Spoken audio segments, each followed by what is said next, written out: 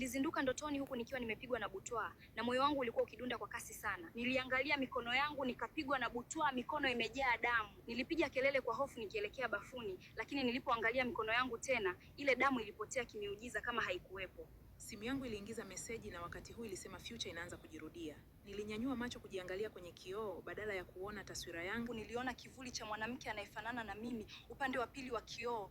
Nilibaki na shangaa, nikahisi ni uchawi. Ile taswira kwenye kioo ilitoweka. Nilishtuka usingizini, nilishangaa kuona hayo yote yalikuwa ni ndoto.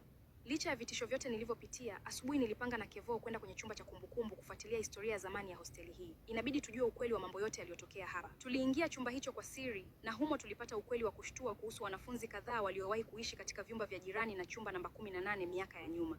Ghafla aliingia warden, alitufukuza na kutupa vitisho. Nafanya nini humu? Mkiacha kufuatilia mambo ya humu mtakuwa salama. Kichwa changu kilikuwa kipo sawa.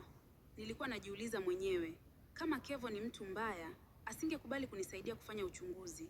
Neema, naona kama hauko sawa, twende nikupeleke sehemu itakufanya ujisikie vizuri. Why not, Kelvin? Let's go. Kevo alinipeleka kula ice cream.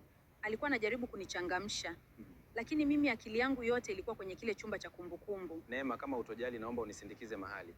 Usijali Kelvin, tuende. Nahisi nikitembea sehemu tofauti nitakaa sawa.